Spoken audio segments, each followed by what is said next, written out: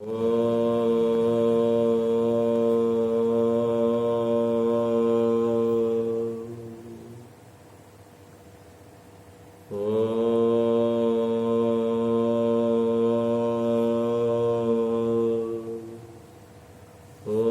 सहना भवतु सहनो भुनक्तु सह वीर्यं करवावहै तेजस्विनावधीतमस्तु मा विद्विषावहै।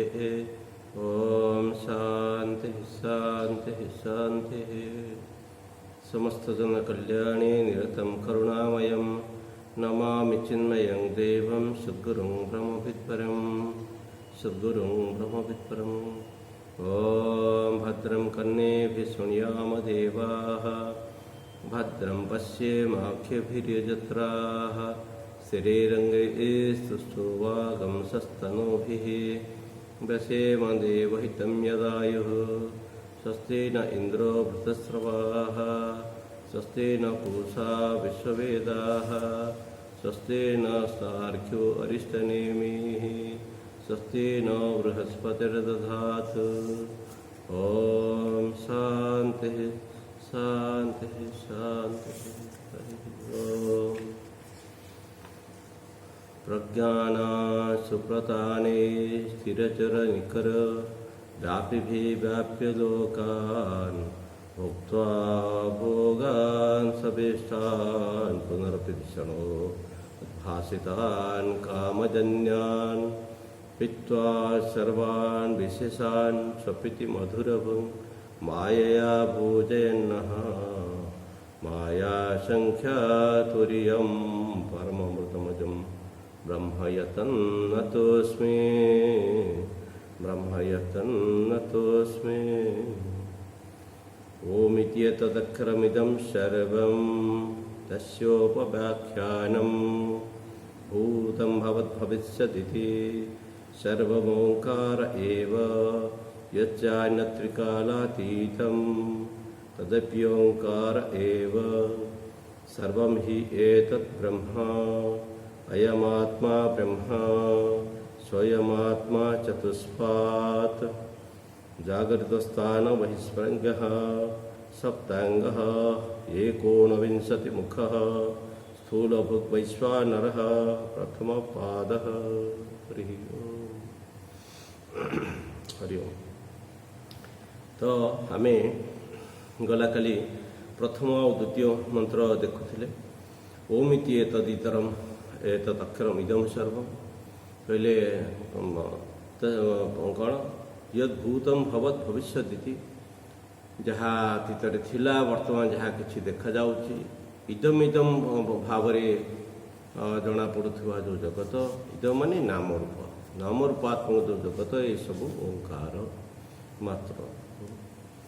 आओ तेरे आपण मन में प्रश्न उठो क्या ओंकार गोटे शब्दटे ये शब्दटा केमती नाम कथा कहले आम आगे मानिज नाम कहले जिते गुड़े नाम ओ आओ म भितर हम एति उच्चारण भितर सब गुड़ाक शब्द हम सब गुड़ाक नाम ताहार भितर से कथा आप निश्चय भाव राजी हे कहे ये समग्र विश्व ब्रह्मांड जहाँ थिला जहाँ अच्छी जहाँ हम फिर जहाँ अव्याकृत प्रकृति ये सबू हूँ ओम बोले नाम और रूप दुईटा तो जिनस अच्छी नाम गुड़ाक जब आप ओंकार इनक्लूड कले तो ठीक अच्छे नाम गुड़ाक किसी मतलब ना कि जो नामी गुड़ाक जो जिनस चेयर कहले कौन ना चेयर कहले गोटे वस्तुर ना हूँ किंतु ये रूपटा गोटे पदार्थटे आप कहे पदार्थटा के कौन पड़ेगा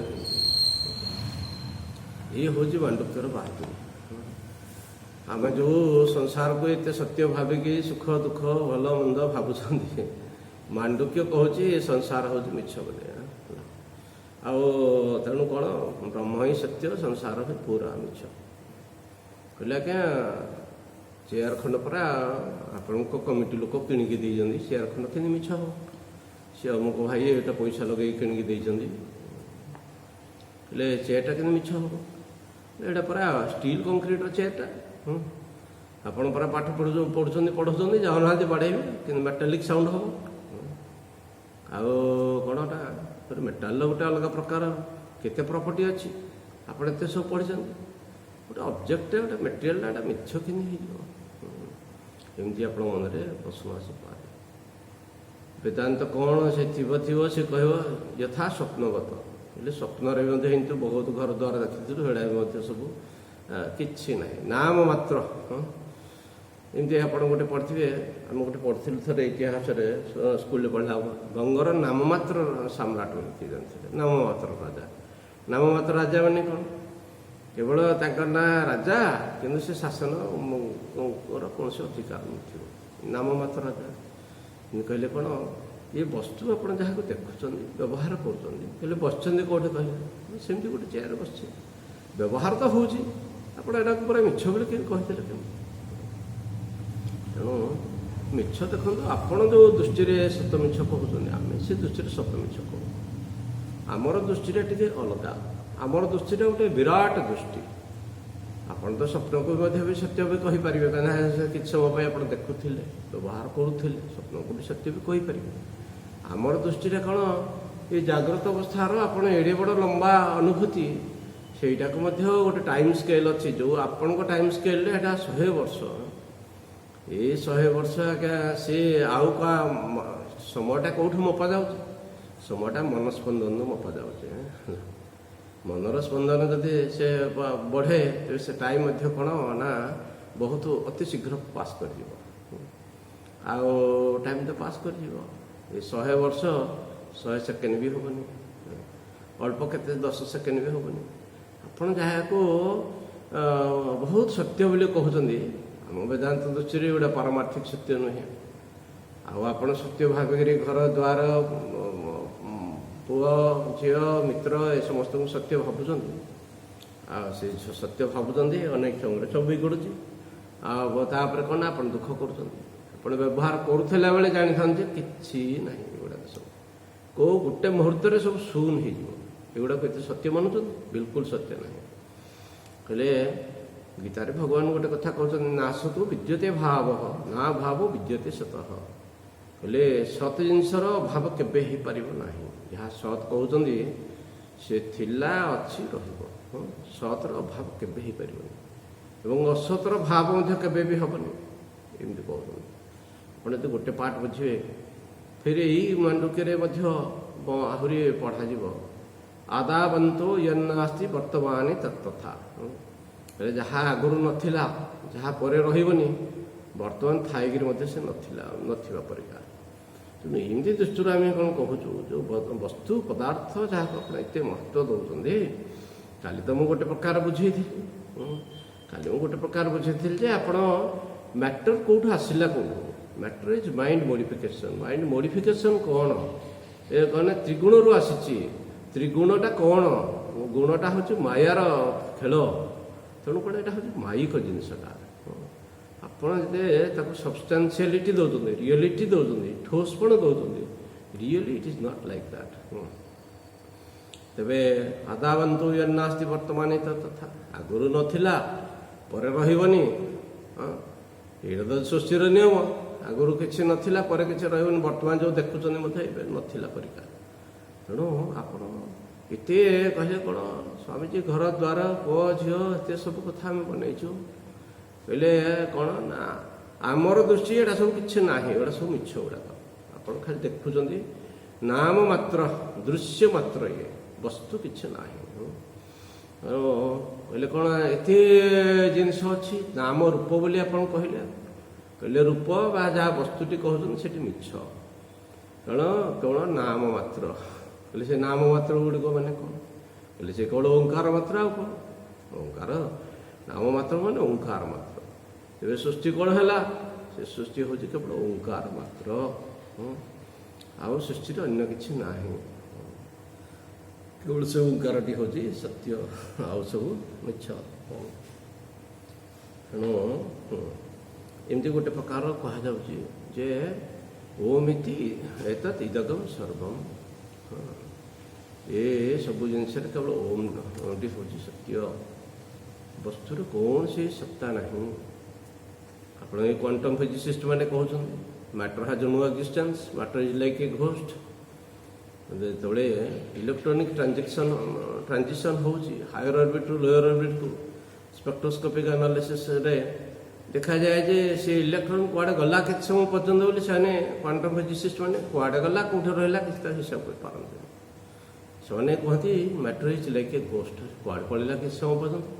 ଆମେ ତ ତାର ପୋଜିସନ୍ ହିସାବ କରିବାକୁ ଚେଷ୍ଟା କରୁଥିଲୁ, ତା ପୋଜିସନ୍ ତ କୁଆଡ଼େ କିଛି ନାହିଁ ତା ପୋଜିସନ୍ ବୋଲେ ତେଣୁ ସେମାନେ କୁହନ୍ତି matter is like a ghost, it have no appearance, ମାନେ ସବଷ୍ଟାନ୍ସିଆଲ ରିଏଲିଟି ଏମିତି ଜିନିଷ। ତେଣୁ ଆପଣ କହୁଛନ୍ତି ସତ୍ୟ ବୋଲି ଭାବ ବିଚାରକୁ ଟିକେ ବଦଳେଇ ଦେବା ଭଲ। କାହିଁକି ଆପଣ କହୁଥିଲେ ମଧ୍ୟ କେଉଁ ମୁହୂର୍ତ୍ତରେ ସେ ଖସିଯିବ ଚାଲିଯିବ ଆପଣଙ୍କୁ କିଛି କହିପାରିବେ ନାହିଁ। ତେଣୁ ଏ ସଂସାର ଏ ବୈରାଗ୍ୟ ନ ଆସିଲେ ଆପଣ ଏ କଥାକୁ ଆଦୌ ବୁଝିବେ ନାହିଁ। ମୋ ଘର କେମିତି ଆଜ୍ଞା ମିଛ ହେବ? 100 ଇୟର୍ସ ମୋ ଘରର ଆୟୁ 100 ଇୟର୍ସ ଇଭିନ୍ ଆପଣ ବି ଫିଲ୍ କରୁଥିବେ ଯେ କ'ଣ ମୋ ଘର କ'ଣ କେବେ ନଷ୍ଟ ହେବ? କେବେ ନଷ୍ଟ ହେବନି। ମୁଁ କ'ଣ କେବେ ମରିବି? କେବେ ମରିବେ ନାହିଁ। ଯେଉଁ ଆମ ବିଶ୍ୱାସ ଉପରେ କ'ଣ ସତ୍ୟ ନିର୍ଭର କରୁଛି ନା। ତେଣୁ କୁହାହେଉଛି ଅମିତି ତଦିଦଗମ୍ ସର୍ବମ୍, ଓମ୍ ହେଉଛି ସତ୍ୟ। ହେଲେ ଓମ୍ ହେଉଛି ସର୍ବ, ବ୍ରହ୍ମ ହେଉଛି ମଧ୍ୟ ସର୍ବ। ତେଣୁ କ'ଣ ସେ ଯାହାକୁ ଆପଣ ବ୍ରହ୍ମ ବୋଲି କହୁଛନ୍ତି, ଯାହାକୁ ଆପଣ ପରିଚ୍ଛିନ୍ନ ଶୂନ୍ୟ ବୋଲି କହୁଛନ୍ତି, ସିଏ ହେଉଛି ଓମ୍। ସେ ଓମ୍ ହେଉଛି ସେ ପରିଚ୍ଛିନ୍ନ ବସ୍ତୁ, ଅନନ୍ତ ବସ୍ତୁ, ପରିଚ୍ଛିନ୍ନ ଅନନ୍ତ ବସ୍ତୁ।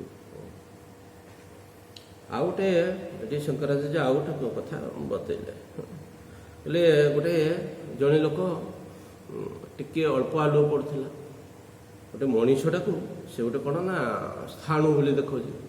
ମଣିଷଟା ଗୋଟେ ସ୍ଥାଣୁ ବୋଲି ଦେଖୁଛନ୍ତି। ମଣିଷଟା ମଣିଷ ନ ଦେଖି ସ୍ଥାଣୁ ଦେଖୁଛନ୍ତି। ସେ କ'ଣ କହୁଛନ୍ତି ହେଲେ ସ୍ଥାଣୁରୁ ଯେଉଁ ଆପଣ ତାକୁ ଯେଉଁ ସ୍ଥାଣୁ ଦେଖୁଥିଲେ ତାର ସ୍ଥାଣୁତ୍ୱକୁ ବାଧିତ କରିଦିଅନ୍ତୁ, ଆପଣ କ'ଣ ଦେଖିବେ ନା ମଣିଷଟା ଦେଖିବେ। ଅନେକ ସମୟରେ ମଣିଷଟାକୁ ଆପଣ ଗୋଟେ କ'ଣ ଗଛଟେ କ'ଣ ହେଲେ ମଧ୍ୟ ଏମିତି ବି ଦେଖିପାରନ୍ତି। ସେମିତି କ'ଣ କହୁଛନ୍ତି ଯେ ପ୍ରଣବରୁ ଯେଉଁ ଓଙ୍କାର ଉଚ୍ଚାରଣ କରୁଛନ୍ତି ସେଥିରେ ନାଦ ଏ ଶବ୍ଦଟାକୁ ଆପଣ ବାଧିତ କରିଦିଅନ୍ତୁ। ସେ କ'ଣ ରହିବ ନା ଯାହା ରହିବ ସେ ରହିବ ବ୍ରହ୍ମ ରହିବ, ଚେତନ ବସ୍ତୁ ବ୍ରହ୍ମ ରହିବ। ତେଣୁ ଏକଥା ମଧ୍ୟ ବିଚାରଣୀୟ, ଆଚାର୍ଯ୍ୟଙ୍କର ଏକଥା ବିଚାରଣୀୟ। ଆଉ ଗୋଟେ କଥା ମୁଁ କହି ଆଗକୁ ଯିବି, ହେଲେ କ'ଣ ନା ମୁଁ ଆପଣଙ୍କୁ ବୃହଦାରଣ୍ୟକ ଉପନିଷଦ ପଢ଼େଇଲା ବେଳକୁ କହିଥିବି ବୋଲି କହିଥିବି, ହେଲେ ଯାଜ୍ଞବଲ୍କ୍ୟ ଋଷି ଗାର୍ଗୀଙ୍କୁ ପଚାରିଲେ, ହେଲେ କ'ଣ ନା ଏ ଗାର୍ଗୀ ତୁମେ କେଉଁଠି ଅଛ? ହେଲେ ମୁଁ ଆମ କୁଟୀରର ଦ୍ୱାରବନ୍ଧ କରିଛି। ଆଉ ଦ୍ୱାରବନ୍ଧ ସେଇଟା କେଉଁଠି ଅଛି? ଏଇଟା ଆଜ୍ଞା ଗଙ୍ଗା ନଦୀ କୂଳରେ ଅଛି। ଗଙ୍ଗା ନଦୀ ସେଇଟା କେଉଁଠି ଅଛି? ଗଙ୍ଗା ନଦୀ ହିମାଳୟରେ ଅଛି। ହିମାଳୟ କେଉଁଠି ଅଛି? ନା ମଦର ଇଣ୍ଡିଆରେ ଅଛି। ମଦର ଇଣ୍ଡିଆ ଆର୍ଥରେ ଅଛି। ଆର୍ଥ ୱାଟରରେ ଅଛି। ୱାଟର କେଉଁଠି ଅଛି? ୱାଟର ଅଛି ଏୟାରରେ ଅଛି। ଏୟାର କେଉଁଠି ଅଛି? ଏୟାର ଅଛି ଫାୟାରରେ ଅଛି। ଫାୟାର କେଉଁଠି ଅଛି? ଫାୟାର ଅଛି ସ୍ପେସ୍ରେ ଅଛି, ଆକାଶରେ। ଆକାଶ କେଉଁଠି ଅଛି? ଆକାଶ ସେ କହିଲେ ଆକାଶ ଅଛି ମନରେ ଅଛି। ମନ କେଉଁଠି ଅଛି? ସେ ସେଇଠି ଟିକେ ଭୁଲ କହିଦେଲେ, ହେଲେ ମନ ଅଛି ଦେହରେ ବୋଲି ସେଇଟା ଟିକେ ଭୁଲ କହିଦେଲେ। ଆମେ ସେ କଥାଟା ବୁଝିବା। ଆପଣ ଆମେ ତ କହିବା ନିଶ୍ଚିତ ଭାବରେ ମନ ଦେହରେ ଅଛି ବୋଲି କହିବା। ସିଏ କାହିଁକି ସେଇଟାକୁ ଋଷି କାହିଁକି ଭୁଲ କହିଦେଲେ? ଦେଖନ୍ତୁ, ଗୋଟେ ଜିନିଷ ଆମେ କହିବା ଏ ପୃଥିବୀଟା କେଉଁଠି ଅଛି? ପୃଥିବୀଟା ଗୋଟେ ସ୍ଥୂଳ ଜିନିଷ, ଜଳ ହେଉଛି ତାଠାରୁ ସୂକ୍ଷ୍ମ। ବୋଲେ କାହିଁକି ପୃଥିବୀ ସ୍ଥୂଳ? ପୃଥିବୀକୁ ଆପଣ ଖଣ୍ଡେ ମାଟିକୁ ଆପଣ 5ଟା ପ୍ରମାଣରେ ଜାଣିପାରିବେ। ଶବ୍ଦ, ସ୍ପର୍ଶ, ରୂପ, ରସ, ଗନ୍ଧ ସବୁ ରହିବ। ଏ ଜଳ ତତ୍ଵ ହେଲେ ତାର କ'ଣ ରସଟା କିଛି ନାହିଁ। ଜଳ ୱାଟର ଇଜ୍ ଟେଷ୍ଟଲେସ୍ ବୋଲି କୁହନ୍ତି। ପାଣିର ଟେଷ୍ଟ କିଛି ନାହିଁ।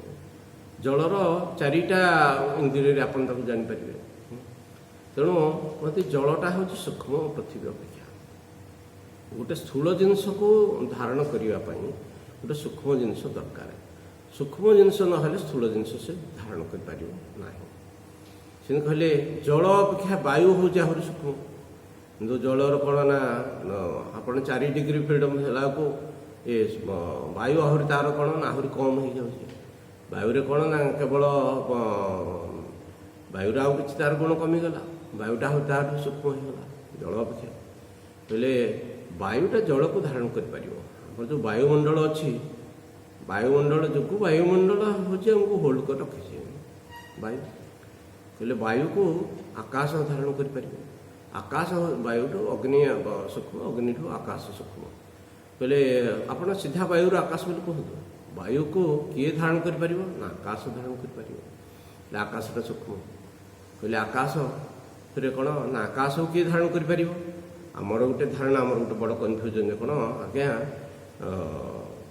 ମନ ଆକାଶରେ ଅଛି ବୋଲି ଆମେ କହିବା, କିନ୍ତୁ ଭୁଲ କଥା। ଆପଣ କୁହନ୍ତୁ ସୂକ୍ଷ୍ମ କିଏ ସ୍ଥୂଳ କିଏ? ମନ ସୂକ୍ଷ୍ମ ନା ଆକାଶ ସୂକ୍ଷ୍ମ? ନିଶ୍ଚିତ ଭାବରେ କହିବେ ମନ ଭଳିଆ ଆକାଶ କେଉଁଠି ସୂକ୍ଷ୍ମ ହୋଇପାରିବ? ମନ ହେଉଛି ସୂକ୍ଷ୍ମ, ମନ ଆକାଶକୁ ଧାରଣ କରିଛି। ଆଜ୍ଞା ମୋ ମନରେ ଆକାଶ ଅଛି? ଆପଣ ମନ ଯଦି ଆପଣ ଟିକେ କଞ୍ଜୁସ ହେଉଛନ୍ତି ତ ଆପଣ କୁହନ୍ତୁ ଯେ ସମଷ୍ଟି ମନ ବୋଲି। ହେଲେ ମୋ ମନ ଯେମିତି କହିଲେ ଏମିତି ଗୋଟେ ସମଷ୍ଟି ମନ ଅଛି? ହଁ ହଁ ଅଛି। ଇଲେକ୍ଟ୍ରିସିଟି ଆପଣଙ୍କ ଘରେ ଆପଣ ଇଲେକ୍ଟ୍ରିସିଟି ଜାଣୁଛନ୍ତି, କିନ୍ତୁ ଗୋଟେ ସମଷ୍ଟି ଇଲେକ୍ଟ୍ରିସିଟି ମଧ୍ୟ ଅଛି। ଟୋଟାଲ ଇଲେକ୍ଟ୍ରିସିଟି ଗୋଟେ ଅଛି। ଆପଣଙ୍କ ଘରେ ଆପଣ ପାଣି ଖର୍ଚ୍ଚ କରୁଛନ୍ତି, ଏ ଯେଉଁ ପାଣି ଆସୁଛି ଆପଣଙ୍କ ଟ୍ୟାପ୍ରୁ, ଗୋଟେ ସମଷ୍ଟି, ଗୋଟେ ଟୋଟାଲ ୱାଟର ରିସୋର୍ସେସ୍ ବୋଲି ଗୋଟେ କଥା ରହୁଛି। ଯେମିତି କହିଲେ ସେମିତି ମନ ଗୋଟେ ସମଷ୍ଟି ମନ ଅଛି। ସେ ସମଷ୍ଟି ମନ ଏ ଆକାଶକୁ ଧାରଣ କରିଛି। କହିଲେ ଫେର କ'ଣ ମନକୁ କିଏ ଧାରଣ କରିଛି? ନିଶ୍ଚିତ ଭାବରେ ଦେହଟା ଗୋଟେ ପାର୍ଥିବ ଜିନିଷଟେ, ପଞ୍ଚମହାଭୂତର ଜିନିଷଟେ। ଏ ମନକୁ ଦେହ ଧାରଣ କରିପାରିବ ନାହିଁ। ଆମେ ବିଚାର କଲେ ଜଣାପଡ଼ୁଛି। ଆମେ ସେମିତି ଭାବିଦେଲେ କ'ଣ ମୋତେ ଲାଗୁଛି ଅନୁଭବଟା ଭୁଲ କଥାଟା।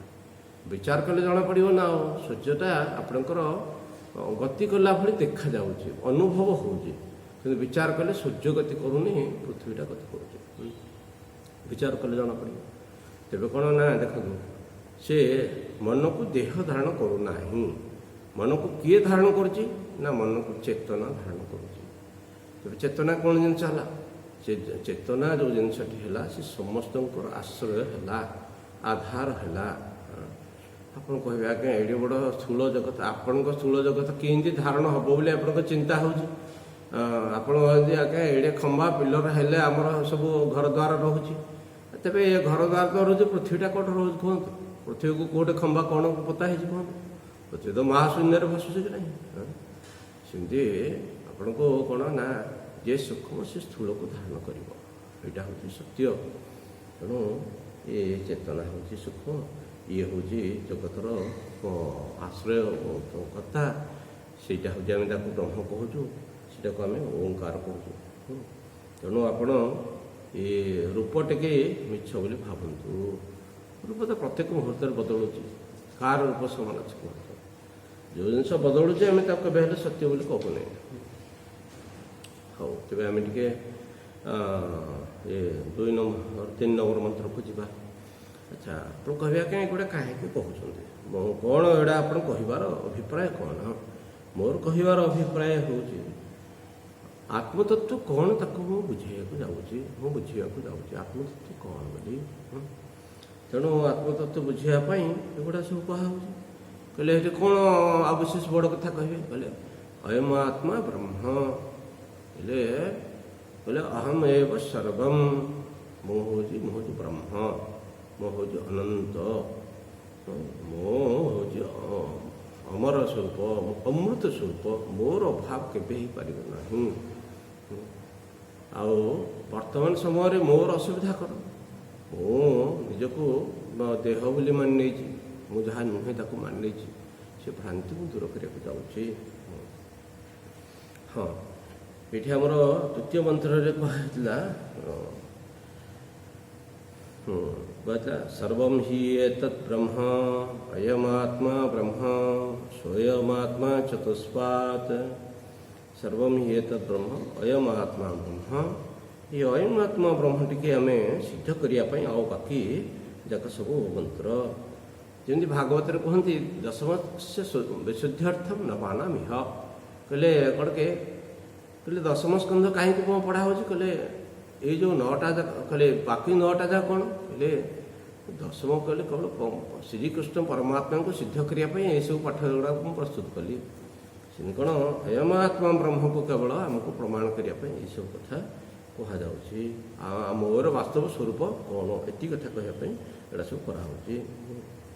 फिर कहले कौन स्वयं आत्मा चतुष्पाद कहले ये जो आत्मा आपणकर कहते आपण जो जो व्यक्तित्व जी आपण को धारण करी से तार चारिटा पाद अच्छी कहले पाद मैंने कौन कहले गोटे गाईर जी चार्टा पाद ना सेमती पाद ना पाद मैंने कौन पद्यते गम्यते इति पाद जो आम चलिक पहुँचुनी पाद बोली कहती पद्यते गम्यते इति पाद कहले जहाँद्वारा आम चलिक पहुँचु तत् पाद बोली कहती कहले कौन ना चारिटा पाद तार अच्छी प्रकृति में देखा तीनटा पाद हूँ पाद चतुर्थ कौन ना ये पहुँचा जाऊँगी चतुर्थ पादरे चलाबुला ना तीनटा पाद अच्छी तेणु से कहते कौन 3 नंबर मंत्र रे जागृत स्थान बहिष्प्रज्ञ यहाँ हूँ प्रथम पाद जागृत स्थान बहिष्प्रज्ञ सप्तांग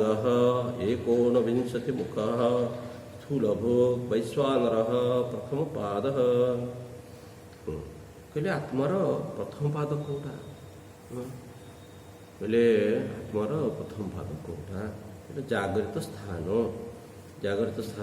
माने कौन जागृत अवस्था ये जागृत स्थान बोले कहुए बहुब्रीहि समास कहते कैलास निवासी मैंने कौन माने तृतीय पद प्रधान बोली कहते कैलास जी रुहंती किए रुहंती वो कहले शिव भगवान बुझाइए जागृत स्थान रे जी रुहंती किए रुहंती से आत्मसत्ता व परमात्मा से ही रुहंती कहले आत्मा कहले जागृत जार स्थान से कहले ताने कौन कि कौन कथा है जागृत स्थान माने कौन देखो वेदांत आमर गोटे कथा कहुचे आपणकर जो रामदाम श्याम ना अच्छी से तो गोटे आप व्यवहार व्यवहार करने ना गोटे दिखाई किंतु वेदांत कौन ना आमर ना गोटे कौन विश्व तेजस प्राज्ञ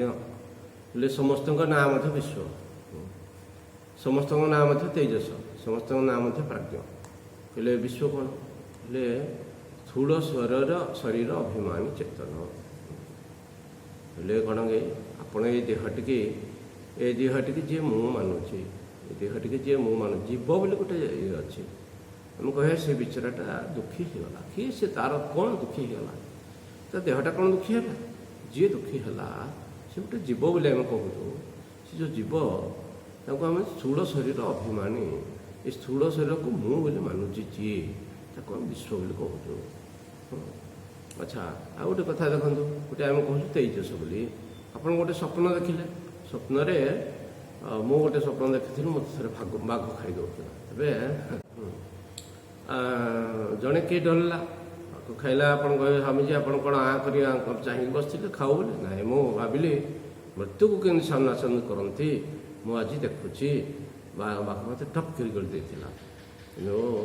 कौन ना जी डरी मु देखला को ना मो बेड्रे शोची तेरे जी डरी से स्वप्न अभिमानी पुरुष गोटे देहर झाड़ बाहर पड़ बाघ खाईदे आसी हाँ देहर झाड़ बाहर पड़ जो कथाटी स्वप्न अभिमानी पुरुष गोटे थिला से जो पुरुषटी कौन ना से जाग्रत पुरुष आगे नुहे जाग्रत पुरुष होते से आउ जाग्रत पुरुष हो ना ये स्वप्न पुरुष गोटे अलग थिला से गोटे अभिमानी थिला से गोटे फल्स एंटिटी जहाँ भी हो गोटे स्वप्न अभिमानी पुरुष गोटे थिला सेमती आप सबुदिन आराम शोचते किए शोला ना मु शोली मु आराम शोली जी शोला सी आराम जी पाला कहते कौन सुसुप्ति अभिमानी पुरुष प्राज्ञ बोली कहते कि ये कौन ना टे अलग कथा कहुई ये आप गोटे देह को मु मानुले ये मांडुक्य आप देह भय कथा कि कहु आपण कथा देह कथा ना कि कौन ना जीव कथा ना कहीं ये मांडुक्य ये मुंडक ऋषि ये बड़ बड़ खतरनाक से कौन कहले अरे जीव बोले किसी गोटे सत्ता ना से बुझेदेले जीव क्या कहूँ गोटे भर्चुआल जिनस गोटे जमी प्रतिबिंब गोटे जिनस प्रतिबिंब से जीव गोटे प्रतिबिंब भाया जिनसटे तो ताकू कौन एत सत्य मानिक कौन कहूँ किसी ना जीव को पूरा रिजेक्ट करदे आगुरी आमको बुझे ना कहले तुम आगुरी तुम पढ़ी जीवर ना गोटे धरुना जागरित स्थान बहिष्प्रज्ञ हाँ कहले अच्छा आपण गोटे कहतु आपण हाँ कहले से जमी विश्व कहला गोटे वैश्वानर बोली कहला कहले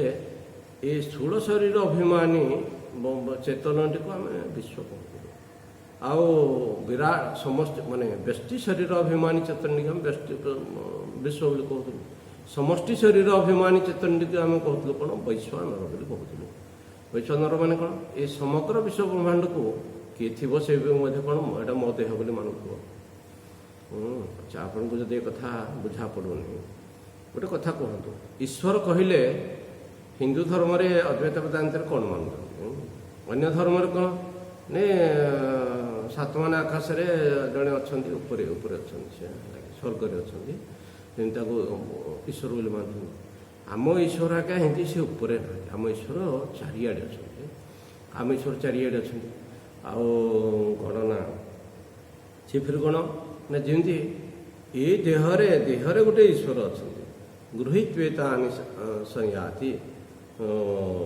ये 15 अध्याय गोटे कहे देहरे गोटे ईश्वर अच्छी हाँ जमी कहले ये देहटी को मुझे मानुची कहले समस्त जाक देह को किए जन मु मानुची सबू जाक देह को किए जन मु मानुची कहले कहुच्छी ईश्वर बोली आपड़ कई जन बुझे कि ना आपण घर खंड को आपण मु बोली मानुंट आदि जड़े किए जेजेपा थी 5टा कि 10टा पुओ थे से 10टा जाक बिल्डिंग को से मोहर बोली मानुव आमती आउ किए जेजेपर जेजेपा आउ किए गोटे बड़ थे से कहू कौन विश्वटा हूँ मोहर बोली तेणु जी आम ईश्वर बोली कहूँ आउ गोटे ना हूँ कौन वैश्वानर बोली कह विश्वटा हूँ समष्टि जिनसटा वैश्वानरटा हूँ सरी विश्वटा हूँ व्यष्टि जिनसटा समष्टि जिनसटा हूँ वैश्वानर विश्व वैश्वानर सेमती आपणकर गोटे सूक्ष्म शरीर अच्छे ना तेजस कहुच्छे गोटे व्यष्टि सूक्ष्म शरीर अभिमानी चेतन को तेजस कहुच्छे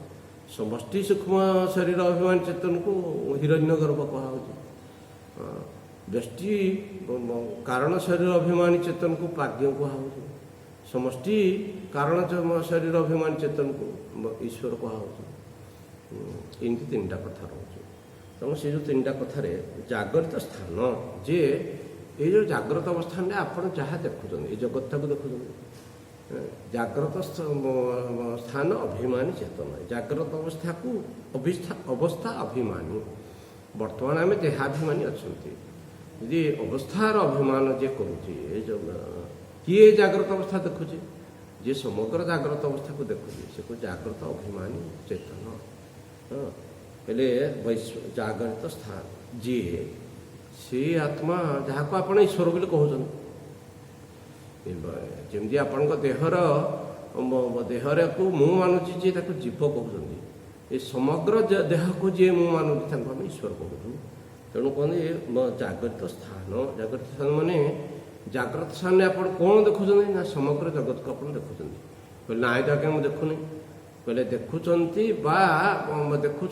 अनुमान कर आउ जहाँ ना बोली भावुं एमती आउ गोटे कौन किसी थी बोली आप कहते तेणु कहुच्छी समष्टि स्थूल शरीर अभिमानी चेतन कहुच्छी वैश्वानर से वैश्वानरटी गोटे जागृत स्थान धीरे बुझे आप फिर कहुच्छे बहिष्प्रज्ञ हाँ देखो ये से आत्मार जो आत्मार गोटे कौन 7टी लक्षण दिखाई प्रथम पाद से आत्मा जो गति करुच्ची प्रथम पादर 7टी लक्षण दिखाई जागृत स्थान कह जागृत अवस्था अभिमानी चेतन बोली कहुच्छे तार ना हूँ आउ गोटे ना हूँ बहिष्प्रज्ञ बहिष्प्रज्ञ प्रज्ञा कहले आपण भीतर थिबा जो चेतना जो ज्ञान कहले बहिष्प्रज्ञ बर्तमान मु लैपटॉप को देखुची लैपटॉप को केम देखुची कहले मोर प्रज्ञा जाकरी लैपटॉप आकार नौची नहीं कौन सेम गोटे ज्ञान मत यही गोटे वस्तु आगे बसी करुच्ची आ बहिष्प्रज्ञ आपण प्रज्ञा बाहर को केतबेले जाऊँगी ଯେତେବେଳେ ଆପଣ କୌଣସି ଜିନିଷ ବାହାର ଜିନିଷ ଦେଖୁଛନ୍ତି ଶୁଣୁଛନ୍ତି ଶୁଣିଲା ବେଳକୁ ମଧ୍ୟ ଆପଣ କାନକୁ ଆପଣ ଫୋକସ୍ କରୁଛନ୍ତି। କାନକୁ ଫୋକସ୍ କରୁଛନ୍ତି ମାନେ କ'ଣ? ଏଇ ଯେଉଁ ସଂଜ୍ଞାନ ଆପଣଙ୍କର ଏ ସଂଜ୍ଞାନ ବାହାରକୁ ଗଲା। ତେଣୁ ବହିଃପ୍ରଜ୍ଞ ବୋଲି କୁହାହେଉଛି। ସବୁ ଆଖି ବାଟରେ ଯାଉଛି ପ୍ରଜ୍ଞା, କାନ ବାଟେ ଯାଉଛି, ତ୍ୱଚା ବାଟରେ ଯାଉଛି। ବର୍ତ୍ତମାନ ଫ୍ୟାନ୍ ଲାଗିଛି, ସେ ସେନ୍ସେସନ୍ କିଏ ଗ୍ରହଣ କରୁଛେ? ମୋ ତ୍ୱଚା ଗ୍ରହଣ କରୁଛି। ଜିଭ ମାନେ କରନ୍ତୁ ମୁଁ କ'ଣ ଖାଇଥିଲି, ମୋ ଜିଭ ମିଠା ଲାଗୁଛି, କିଏ ଗ୍ରହଣ କରୁଛି? ମୋ ତ୍ୱଚା ଗ୍ରହଣ ଜିଭ ଗ୍ରହଣ କରୁଛି। ବର୍ତ୍ତମାନ ଏମିତି ସବୁ ହେଲେ ବହିଃପ୍ରଜ୍ଞ। ମୁଁ ଆପଣଙ୍କୁ ଗୋଟେ କଥା କହିବି, ଆପଣ ଯଦି ଦିନ ଯାକ ପଢ଼ିଛନ୍ତି, ଲେଖିଛନ୍ତି, ଲୋକଙ୍କ ସାଙ୍ଗେ ବ୍ୟବହାର କରିଛନ୍ତି, ଏବଂ କହିଲେ କ'ଣ ଆପଣ ମଧ୍ୟ ମୁଁ ବୋର୍ ହେଇଗଲିଣି, ମୋତେ ବହୁତ କଷ୍ଟ ଲାଗିଲାଣି। କିଏ ଏବେ ଆପଣଙ୍କୁ ଏବେ 4 ଘଣ୍ଟା ପଢ଼ାଯିବ, ଏବେ କ'ଣ ଆଉ ହେବନି ବୋଲି ଆପଣ କହିବେ। 4 ଘଣ୍ଟା କ'ଣ ଘଣ୍ଟେ ପଢ଼ିଲା ବେଳକୁ ଆପଣ ଏମିତି କହିବେ ଲୋକଟା ମୋ ମାଇଣ୍ଡରେ ଯେଉଁ ଚାରିଆଡ଼େ ଗଲା, ମୁଁ ବହିଃପ୍ରଜ୍ଞ ହେଲି, ମୋ ଚେତନା ବହିର୍ମୁଖୀ ହେଇ ଚାରିଆଡ଼େ ଗଲା, ବହିଃପ୍ରଜ୍ଞ କୁହାହେଉଛି। ଯେଉଁ ଅବସ୍ଥାରେ ଆମେ ଆମର ପ୍ରଜ୍ଞା ବାହାରକୁ ଯାଉଛି, ବିଷୟ ଆଡ଼କୁ ଯାଉଛି, ତାକୁ ବହିଃପ୍ରଜ୍ଞ କୁହାହେଉଛି। ଫେର କହୁଛନ୍ତି କ'ଣ ସପ୍ତାଙ୍ଗ, କାହା ନାଁ କହୁଛନ୍ତି କ'ଣ? ସେଇ ଯେଉଁ ଆତ୍ମାର ଗୋଟେ ଏଇଟା ସବୁ ନାଁ ସପ୍ତାଙ୍ଗ। ତାର 7ଟା ଅଙ୍ଗ ଅଛି। କହିଲେ ଆଚ୍ଛା ସେ ଆତ୍ମା ସେଇଟା କ'ଣ ବିରାଟ ପୁରୁଷ ବୋଲି ପୁରୁଷ ସୂକ୍ତରେ କୁହାହେଲା। କହିଲେ ତାର 7ଟା, ତା ଦେହଟାକୁ 7 ପାର୍ଟରେ ବିଭକ୍ତ କରାହେଇଛି। କହିଲେ କ'ଣ ନା ତାର ଗୋଟେ ମୁଣ୍ଡ ଅଛି, ଆଖି ଅଛି, ପାଟି ଅଛି, ଆଉ କ'ଣ ନା ଯେଉଁ ଶ୍ୱସନ କ୍ରିୟା, ବାୟୁ ଶ୍ୱସନ କ୍ରିୟା ଅଛି, ମଧ୍ୟଭାଗ ପେଟ ଅଛି, ଆଉ ବତ୍ରାଶୟ ଅଛି, ଆଉ ପାଦ ଦେଶ ଅଛି। 7ଟା ଡିଭିଜନ୍ କରାହେଉଛି। କହିଲେ ଦ୍ୟୁଲୋକ, ଆପଣ ଯେଉଁ ଦେଖୁଛନ୍ତି ହାୟର ସ୍ପେସ୍ ବୋଲି କହୁଛନ୍ତି, ଦ୍ୟୁଲୋକ ସ୍ୱର୍ଗଲୋକ। ସେ ସ୍ୱର୍ଗଲୋକଟା ହେଉଛି ସେ ବିରାଟ ପୁରୁଷର ହେଡ୍ ବୋଲି କୁହାଯାଉଛି, ମସ୍ତକ ବୋଲି କୁହାଯାଉଛି। ଆଖି କହିଲେ ସେ ବିରାଟ ସୂର୍ଯ୍ୟ ହେଉଛି ଆମ ଗ୍ଲୋବରେ, ଆମେ ଯଦି ଅଛନ୍ତି ଆମେ କହୁଛନ୍ତି ସୂର୍ଯ୍ୟ ହେଉଛନ୍ତି ସେ ବିରାଟ ପୁରୁଷର ଆଖି। ଆଉ ତାର ପାଟି ହେଉଛି କ'ଣ ବୈଶ୍ୱାନର ଅଗ୍ନି। ଆଉ ଯେଉଁ ଭଲ୍କାନିକ୍ ଇରପ୍ସନ୍ ହେଉଛି ସେଇଟା ହେଉଛି ତାର ପାଟି ବୋଲି କୁହାଯାଉଛି ବିରାଟ ପୁରୁଷର। ଆଉ କହିଲେ କ'ଣ ଆପଣ ଯେଉଁ ରେସ୍ପିରେଟରୀ ସିଷ୍ଟମ୍ ଅଛି, କହିଲେ ମାନେ ଛାତିଠୁ ଉପରକୁ ଯେଉଁଟା, କହିଲେ ସେଇଟା ହେଉଛି ବିଶ୍ୱରୂପ ବାୟୁ, ସମଷ୍ଟି ବାୟୁଟା ହେଉଛି ତାର ରେସ୍ପିରେଟରୀ ସିଷ୍ଟମ୍ଟା, ସମଷ୍ଟି ବାୟୁଟା। ଫେର କହିଲେ କ'ଣ ମଧ୍ୟଭାଗ, ମିଡିଲ୍ ପାର୍ଟଟା ହେଉଛି ଆକାଶ ଯେଉଁଟା ଅଛି ତାକୁ କୁହାହେଉଛି ତାର ମଧ୍ୟଭାଗ ବୋଲି। ଫେର କ'ଣ ନା ତାର ମୂତ୍ରସ୍ଥାନ କ'ଣ ନା ଜଳ। ଏ ଗ୍ଲୋବରେ ଯେତେ ଜଳ ଅଛି ତାର ମୂତ୍ରସ୍ଥାନ କୁହାହେଉଛି। ହେଲେ କ'ଣ ନା ସେ ବିରାଟ ପୁରୁଷର ପାଦ କେଉଁଟା ନା ପୃଥିବୀ ହେଉଛି ତାର ପାଦ। ତେଣୁ ଋଷି କହୁଛନ୍ତି ଯେ କ'ଣ ସେ ବିରାଟ ପୁରୁଷ ଆପଣଙ୍କ ଏଇ ଗ୍ଲୋବରେ ଥାଇ ଆପଣ ତାକୁ ଏଇ ପ୍ରକାରର ତାକୁ ଅନୁଭବ କରନ୍ତୁ। ତାର 7ଟା ଅଙ୍ଗ ଅଛି ବୋଲି କୁହାହେଉଛି। ଫେର 51 ମୁଖ, କହିଲେ ତାର 51 ବିଂଶ କହିଲେ 20, ଉନ କହିଲେ କମ୍, 1 ଉନ କହିଲେ ଗୋଟିଏ କମ୍ ମାନେ 19। କହିଲେ 19ଟା ତାର ମୁହଁ ଅଛି। ଆମର ତ ଗୋଟେ ମୁହଁ ଅଛି, ନାଇଁ ଆପଣଙ୍କର ବି 19 ମୁହଁ ଅଛି, ଟିକେ ଦେଖନ୍ତୁ। କହିଲେ କେମିତି 19 ମୁହଁ ଅଛି? କହିଲେ ପିଣ୍ଡ ବ୍ରହ୍ମାଣ୍ଡ ସମାନ। ପିଣ୍ଡ ବ୍ରହ୍ମାଣ୍ଡ ସମାନ। କହିଲେ 19 ମୁଖ, 51 ମୁଖ କେମିତି ଅଛି? କହିଲେ ପଞ୍ଚ ଜ୍ଞାନେନ୍ଦ୍ରିୟ, ପଞ୍ଚ କର୍ମେନ୍ଦ୍ରିୟ, ପଞ୍ଚ ପ୍ରାଣ, ମନ ବୁଦ୍ଧି ଚିତ୍ତ ଅହଙ୍କାର, ଏମିତି କୁହାହେଉଛି। ପଞ୍ଚ ଜ୍ଞାନେନ୍ଦ୍ରିୟ କହିଲେ ଏଗୁଡ଼ାକୁ ମୁଖ କାହିଁ କୁହାହେଉଛି? ମୁଖ ମାନେ ଯେଉଁଠି ଆପଣ ଗ୍ରହଣ କରୁଛନ୍ତି, ଖାଉଛନ୍ତି, ପିଉଛନ୍ତି, ଗ୍ରହଣ କରୁଛନ୍ତି ବା ରିଜେକ୍ଟ କରୁଛନ୍ତି, ଗ୍ରହଣ କରୁଛନ୍ତି, ସେଇଟା ମୁଖ ବୋଲି କୁହାହେଉଛି। ଆପଣ କହିଲେ ପଞ୍ଚ ପ୍ରାଣରେ ଆପଣ ଖାଇଲା ବେଳକୁ ପ୍ରାଣାୟ ସ୍ୱାହା କହୁଛନ୍ତି ସବୁ। ପଞ୍ଚ ପ୍ରାଣ ଖାଉଛନ୍ତି। ହେଲେ ପଞ୍ଚ ଜ୍ଞାନେନ୍ଦ୍ରିୟ, ପଞ୍ଚ କର୍ମେନ୍ଦ୍ରିୟ, ପଞ୍ଚ ପ୍ରାଣ, ମନ ବୁଦ୍ଧି ଚିତ୍ତ ଅହଙ୍କାର, ଏଇଗୁଡ଼ାକରେ ଆପଣ ଗ୍ରହଣ କରୁଛନ୍ତି। ଏଇଟା ହେଉଛି 19ଟା ତାର ମୁଖ ବୋଲି କୁହାହେଉଛି। କିଛି ସେ ବିରାଟ ପୁରୁଷକୁ ଆପଣ ଚିନ୍ତା କରିବା ପାଇଁ କିଛି ନାହିଁ, ଆପଣଙ୍କର ଯାହା ଅଛି ତାର ତାହା ଅଛି। ଫେରେ ତା ନାଁ ସେତେବେଳେ ସ୍ଥୂଳ ଭୋଗ ବୋଲି କୁହାହେଉଛି। ଯେମିତି ଆପଣ କ'ଣ ଖାଉଛନ୍ତି, ଆମର କେଉଁ ଭାତ ଡାଲି ଫଳମୂଳ ଏସବୁ ଖାଉଛୁ। ଆଉ କହିଲେ କ'ଣ ଏଗୁଡ଼ା ସିନା ପାଟିରେ ଖାଉଛନ୍ତି, ଆଖିରେ କ'ଣ ଖାଉଛନ୍ତି ନା ଭଲ ରୂପ ଦେଖୁଛି, କାନରେ ଭଲ ଶବ୍ଦ ଶୁଣୁଛି। କହିଲେ ସ୍ଥୂଳ ଭୋଗ, କହିଲେ କହିଲେ କାନରେ ଶବ୍ଦଟା କେମିତି ସ୍ଥୂଳ ଭୋଗ ହେଲା? ଯେଉଁ ଜିନିଷ ଆପଣ ଇନ୍ଦ୍ରିୟ ଦ୍ୱାରରେ ଗ୍ରହଣ କରିବେ ତାକୁ ସ୍ଥୂଳ ଭୋଗ ବୋଲି କୁହାହେଉଛି, ସ୍ଥୂଳ ଭୋଗ ବୋଲି କୁହାହେଉଛି। ତେଣୁ ଏ ଜାଗ୍ରତ ଅବସ୍ଥାରେ ମଣିଷ କେବଳ ସ୍ଥୂଳ ଭୋଗ କରିବ, ଇନ୍ଦ୍ରିୟ ଦ୍ୱାରା ଯାହା ଭୋଗ କରେ ତାକୁ ସ୍ଥୂଳ ଭୋଗ କୁହନ୍ତି। ଫେର କ'ଣ କୁହାହେଉଛି ନା ବୈଶ୍ୱାନରଃ, ବୈଶ୍ୱାନରଃ ମାନେ ସମଷ୍ଟି ଶରୀର ଅଭିମାନୀ ଚେତନ, ତାର ନାଁ ହେଉଛି ବୈଶ୍ୱାନରଃ। ଆଗରୁ ମୁଁ ଏଠି କହିସାରିଥିଲି ମୋତେ ବୈଶ୍ୱାନର ମାନେ ଗୋଟେ ବଡ଼ ପୁରୁଷ, ବିରାଟ ପୁରୁଷ। ଆମେ ଯେମିତି ପଢ଼ିଥିଲେ ସହସ୍ର ଶୀର୍ଷା ପୁରୁଷ, କହିଲେ ସହସ୍ର ଶୀର୍ଷା ପୁରୁଷ, ଯେଉଁ ମନୁଷ୍ୟର ହଜାର ହଜାର ମସ୍ତକ ଅଛି, ଅର୍ଥାତ୍ ହଜାର ହଜାର ମସ୍ତକରେ ଯିଏ ଅଛନ୍ତି, ମାନେ ଯିଏ ହଜାର ହଜାର ମସ୍ତକ ମୋ ମସ୍ତକ ବୋଲି ଯିଏ ଭାବୁଛନ୍ତି, ଯେନେ ବିରାଟ ପୁରୁଷ କଥା ପଢ଼ିଥିଲେ। କିନ୍ତୁ ବୈଶ୍ୱାନର ବୋଲେ ଯେତେ ଜୀବ ଅଛନ୍ତି, ଖାଲି ଏଠି ନର ବୋଲି କହିଲେ ମଣିଷ ବୋଲି ନାହିଁ, ସମୂହ ଜୀବମାନଙ୍କୁ ମୁଁ ବୋଲି ଯିଏ ଭାବୁଛି, ବୈଶ୍ୱାନର ପ୍ରଥମ ପାଦ ବୋଲେ କ'ଣ ଆତ୍ମାର ଅଭିବ୍ୟକ୍ତିର ଏଇଟା ହେଉଛି ପ୍ରଥମ ପାଦ। ସେମିତି 7ଟା ଲକ୍ଷଣ ଦେଲେ। ଜାଗରିତ ସ୍ଥାନ ବହିଷ୍ପ୍ରଜ୍ଞ ସପ୍ତାଙ୍ଗ ଏକୋନବିଂଶତି ମୁଖ ସ୍ଥୂଳ ଭୋଗ ବୈଶ୍ୱାନର ପ୍ରଥମ ପାଦ, ଏମିତି କୁହାହେଉଛି। ହଁ, ଫେର କହିଲେ କ'ଣ ଜାଗରିତ ସ୍ଥାନ ବହିଷ୍ପ୍ରଜ୍ଞ ସପ୍ତାଙ୍ଗ ଏସବୁଗୁଡ଼ିକ କଥା ମୁଁ ବୁଝେଇଲି। ତେବେ ଗଟା ହଁ, ଆମେ ଆଉ ଗୋଟେ ମନ୍ତ୍ରକୁ ଯାଇପାରିବା, ଆଉ ଗୋଟେ ମନ୍ତ୍ରକୁ ଯାଇପାରିବା। ତା ପର ମନ୍ତ୍ରରେ କ'ଣ ଲେଖା ହେଇଛି? ସ୍ୱପ୍ନସ୍ଥାନ ଅନ୍ତଃପ୍ରଜ୍ଞ ସପ୍ତାଙ୍ଗ ଏକୋନବିଂଶତି ମୁଖ ପ୍ରବିବ୍ୟକ୍ତ ଭୋଗ ତେଜସୋ ଦ୍ୱିତୀୟ ପାଦ। ସ୍ୱପ୍ନସ୍ଥାନ ଅନ୍ତଃପ୍ରଜ୍ଞ ହେଲେ ସ୍ୱପ୍ନସ୍ଥାନ ହେଲେ ସେମିତି ଜାଗ୍ରତ ସ୍ଥାନ, ସ୍ୱପ୍ନ ସ୍ଥାନ, ଯିଏ ସ୍ୱପ୍ନ ସ୍ଥାନରେ ରୁହନ୍ତି।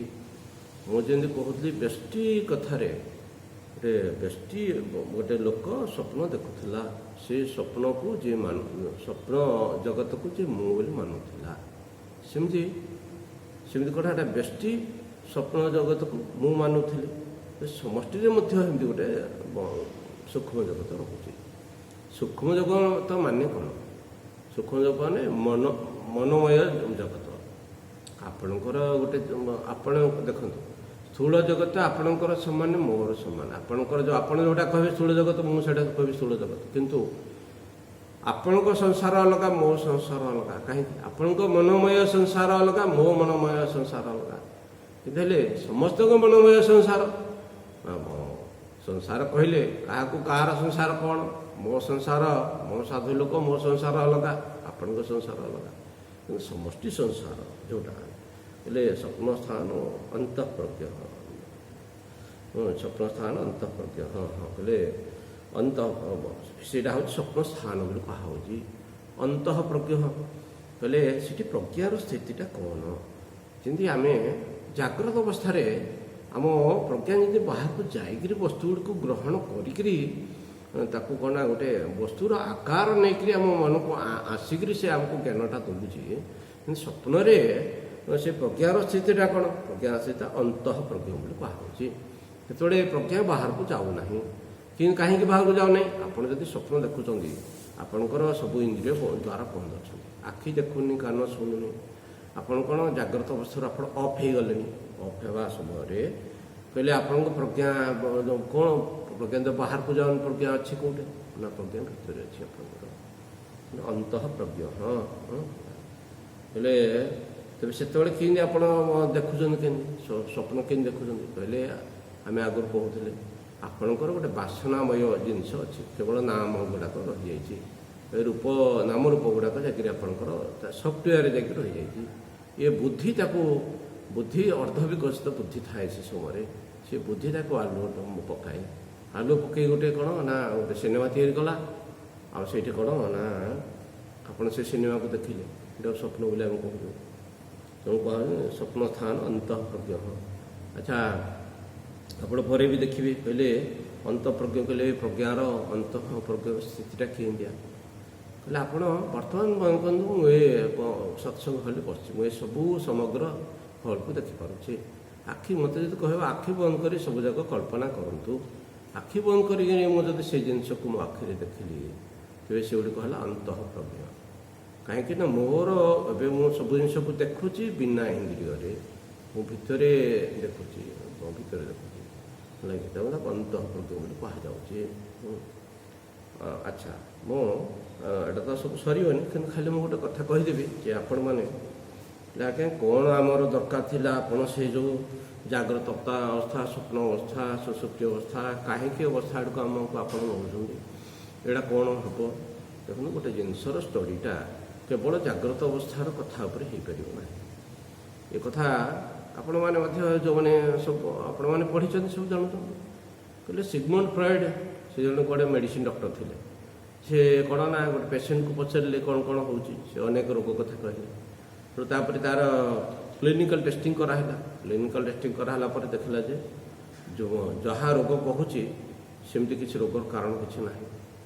ତେଣୁ ତାକୁ ସିଗମଣ୍ଡ ଫ୍ରଏଡ୍ ଯେତେବେଳେ କ୍ଲିନିକାଲି ଫେଲ୍ ମାରିଲେ, କହିଲେ ଆର ଆଉ କ'ଣ କଥା ଅଛି, ତାକୁ କିଛି ଗୋଟେ ନିଶା ଖାଇବାକୁ ଦେଇ ସେ ତାଙ୍କ ବୋଉଙ୍କୁ ଟିକେ ଅବଜର୍ଭେସନ୍ ରଖିଲେ। ସେ ଲୋକ ବ୍ଲାବରିଂ କଲା, ବ୍ଲାବରିଂ କରି କ'ଣ କେତେ ଗୁଡ଼ିଏ କଥା କହିଲା। ସେ କେତେ ଗୁଡ଼ିଏ କଥା କହିଲା, ସେଥିରୁ ସେ କିଛି ପଏଣ୍ଟ ନୋଟ୍ କଲେ। ଆରେ ଏ ଲୋକର ଏ ଜିନିଷ ଗୁଡ଼ାକ ସପ୍ରେସ୍ ହେଇକି ରହିଛି, ଏଗୁଡ଼ାକ ଇଚ୍ଛା ଥିଲା, ଏଇଟା ସପ୍ରେସ୍ ହେଇକି ରହିଛି, ତେଣୁ ଏଇଥିପାଇଁ ସେ ରୋଗଟା ହେଉଛି। ତେଣୁ କ'ଣ ଦେଖନ୍ତୁ, ସିଗମଣ୍ଡ ଫ୍ରଏଡ୍ଙ୍କର ଯେଉଁ ସମାଧାନ ହେଲା କ'ଣ, ସେ କହିଲେ ମନୁଷ୍ୟ ଜୀବନର ମୂଳ ମନ୍ତ୍ର ହେଲା କାମନା। କିନ୍ତୁ ଆମ ବେଦାନ୍ତ ସେ କଥା କହୁନି। ମନୁଷ୍ୟ ଜୀବନର ମୂଳ ମନ୍ତ୍ର ହେଉଛି ତା'ର ଅହଙ୍କାର, କାମନା ନୁହେଁ। ଆମେ କହୁ କୁକୁରକୁ ଯଦି ଦୁଧ ଭାତ ଦେଇକି ଛି କରିଦେବା ସେ ମଧ୍ୟ ପଳେଇଯିବ। ଜଣଙ୍କର ଅହଙ୍କାରକୁ ଯଦି ବାଧିବ, ସେ କେବେ ହେଲେ କୌଣସି କାମନାକୁ ସେ ଗ୍ରହଣ କରିବ ନାହିଁ। ସିଗମଣ୍ଡ ଫ୍ରଏଡ୍ ତାଙ୍କର ବିଚାର କରିଥିଲେ କ'ଣ ନା, ସେଗୁଡ଼ିଏ ରୋଗୀମାନଙ୍କୁ ନେଇଥିଲେ, ସେ ରୋଗୀମାନଙ୍କୁ ଷ୍ଟଡି କରିକି ସେଗୁଡ଼ାକ ସବୁ ବାହାର କରିଥିଲେ। ଆମେ ରୋଗୀମାନଙ୍କୁ ନେଇକରି ଷ୍ଟଡି କରିକି ଆମ ବୁଦ୍ଧିକୁ ଆମେ ଏମିତି କ'ଣ କରୁନୁ। ଆମ ଋଷି ତାଙ୍କର ବ୍ୟକ୍ତିମାନଙ୍କୁ ସମଷ୍ଟି ମନରେ ମିଶାଇକରି ସେ ଗୋଟେ ସିଦ୍ଧାନ୍ତରେ ସେମାନେ ପହଞ୍ଚିଥିଲେ। ଆମ ଋଷିମାନଙ୍କର କଥା ସବୁବେଳେ ସତ୍ୟ, ସେ କୌଣସି ଗୋଟେ ପରିସ୍ଥିତିରେ କେଉଁ ଏକ୍ସପେରିମେଣ୍ଟ କରିନଥିଲେ। ତେବେ ମୋ କହିବା କଥା ହେଉଛି, ଯାହା ବି ହେଉ ସିଗମଣ୍ଡ ଫ୍ରଏଡ୍ଙ୍କୁ ଆମେ କିଛି ଭାବରେ ଗ୍ରହଣ କରୁ। ହେଲେ ଜଣେ ଲୋକ ଜାଗ୍ରତ ଅବସ୍ଥାରେ ଯାହା କହୁଛି ସେ ସବୁ ଠିକ୍ କହୁନାହିଁ। ସେ କହିଲେ ତା ସ୍ୱପ୍ନ ଅବସ୍ଥାରେ ସେ କ'ଣ କହୁଛି ସେ କଥା ସେ ଦେଖିଲେ। ଆଉ ଆଜିକାଲି ମଧ୍ୟ କ'ଣ ନା ଏସବୁ ଆପଣଙ୍କ କ'ଣ ଫଲ୍ସ ଡିଟେକ୍ସନ୍ ଟେଷ୍ଟ ଗୋଟେ କରୁଛନ୍ତି, ପରେ ବ୍ରେନ୍ ମ୍ୟାପିଂ କହୁଛନ୍ତି, ଆହୁରି କ'ଣ କ'ଣ କଥା କହୁଛନ୍ତି। ହେଲେ ସେଗୁଡ଼ା କ'ଣ ନା, ଆପଣ ଯାହା ମନରେ ଲୁଚେଇକି ରଖିଥିବେ, ଆପଣଙ୍କୁ କ'ଣ ଗୋଟେ ଇଏ କରିଦିଆହେବ, ଆପଣ ତା ମନକୁ କ'ଣ କରାହେବ, କ'ଣ ସେମିତି ଗୋଟେ ଷ୍ଟେଟ୍ ଅଣାହେବ। ପଲିଗ୍ରାଫି କହୁଛନ୍ତି, ଆଉ କ'ଣ କ'ଣ କଥା କହୁଛନ୍ତି। ହେଲେ ସେ ହେଲେ ଆପଣ ତା ମନକୁ ସେଗୁଡ଼ା ସବୁ କହି ପକାଇବେ। ଯଦି ବି ନ କହିବେ, ଚାପିକି ରଖିବେ ମଧ୍ୟ କ'ଣ, ଆପଣଙ୍କ ବଡ଼ିର ରେସ୍ପନ୍ସ ଜଣାପଡ଼ିବ, ବିପି ଚେଞ୍ଜ ହେଇଯିବ, ଆପଣଙ୍କ ଲୋମରେ ଥରିବା ହେବ, ଅନ୍ୟ କଥା ହେବ। ଡବଲ୍ ଷ୍ଟାଣ୍ଡାର୍ଡ଼ ଆପଣ ମେଣ୍ଟେନ୍ କରିପାରିବେ ନାହିଁ। ପଲିଗ୍ରାଫି କଥା କୁହାଯାଉଛି। ଫେର କ'ଣ ବୈଜ୍ଞାନିକମାନେ କହିଲେ ନା ଇଜି ସ୍ଲିପ୍, କହିଲେ ନାଇଁ ନାଇଁ ଆମେ ଡିପ୍ ସ୍ଲିପ୍ କଥା ଟିକେ ଷ୍ଟଡି କରିବା। ଡିପ୍ ସ୍ଲିପ୍ରେ ତା ବ୍ରେନ୍ ୱେଭ୍ ଚେଞ୍ଜ ହେଉଛି, ଇଜି ସ୍ଲିପ୍ କଥା ଷ୍ଟଡି କରୁଛନ୍ତି। ଏଇ ଯେଉଁ ସବୁ କଥା କରୁଛନ୍ତି, ହେଲେ କାହିଁକି କରୁଛନ୍ତି? ଗୋଟେ ଲୋକର ଶରୀର ବା ମନ ବା ତା ନ୍ୟୁରୋ ସିଷ୍ଟମ୍ ବା କ'ଣ ତା'ର ସବୁ ଅଛି, ଏଗୁଡ଼ା ଷ୍ଟଡି କରିବା ପାଇଁ ନାନା ପ୍ରକାର ଜାଗ୍ରତ ଅବସ୍ଥାର କଥା ସହିତ, ଡ୍ରିମ୍ ଷ୍ଟେଟ୍ର କଥା ସହିତ, ଡିପ୍ ସ୍ଲିପ୍ର ଅବଜର୍ଭେସନ୍ ମଧ୍ୟ ନିଆହେଉଛି। ଯେମିତି ବର୍ତ୍ତମାନ ସାଇନ୍ସ ଏଗୁଡ଼ାକ ନେଉଛି। କହିଲେ ଗୋଟେ ଜିନିଷର ସତ୍ୟାସତ୍ୟ ବୁଝିବା ପାଇଁ କେବଳ ୱାର୍କିଂ ଏକ୍ସପେରିଏନ୍ସର କଥାଟା ନେଲେ ହେବ ନାହିଁ। ସେଥିପାଇଁ କ'ଣ ନା, ଏଠି ଆମର ଡିଟେଲ୍ଡ ଆନାଲିସିସ୍ ଚାଲିବ ଯେ ୱିଥ୍ ରେସ୍ପେକ୍ଟ ଟୁ 3 states, ଏ 3 ଷ୍ଟେଟ୍ରେ ଆମ ଅବସ୍ଥାକୁ ବିଚାର କରାଯିବ। ତେଣୁ ଆପଣମାନେ କିଛି ରିଲକ୍ଟାଣ୍ଟ ହେବେନି ଯେ ଆମେ କାହିଁକି ସେଗୁଡ଼ାକ ପଢ଼ିବୁ ବୋଲି। ନ ପଢ଼ିଲେ ଆମ ଷ୍ଟଡ଼ିଟା ଇନକମ୍ପ୍ଲିଟ୍ ହେବ। ତେଣୁ ସେଥିପାଇଁ ଆମେ ଜାଗ୍ରତ ଅବସ୍ଥା କିଛି ଦେଖିଲେ ରାହୁ ଦେଖିବା, ଜାଗ୍ରତ ସ୍ୱପ୍ନ ସୁଷୁପ୍ତି ସବୁ ଅବସ୍ଥା ଦେଖିବା। ଯେଉଁମାନଙ୍କର ବହି ନାହିଁ, ନାସି ଆଶ୍ରମରୁ ମଧ୍ୟ ବହି ନେଇପାରିବେ। ଆଉ ସମସ୍ତେ ରିକ୍ୱେଷ୍ଟ ସମସ୍ତେ ଟିକେ ଆଟେଣ୍ଡାନ୍ସ ଦେଉଥିଲେ ଭଲ କଥା ହେବ। ନା ସମୟ ସମୟରେ ଆମକୁ ମଧ୍ୟ ଆଟେଣ୍ଡାନ୍ସ ମଧ୍ୟ ପଚରା ଯାଉଛି କେତେ ଅଛି ବୋଲି। ହଉ, ଆଜି ଆମେ ଏଇଠି ରଖିବା।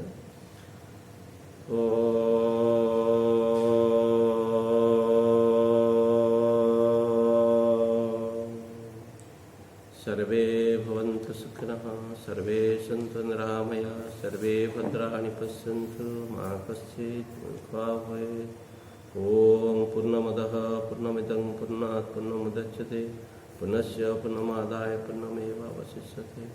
ॐ शान्तिः शान्तिः शान्तिः।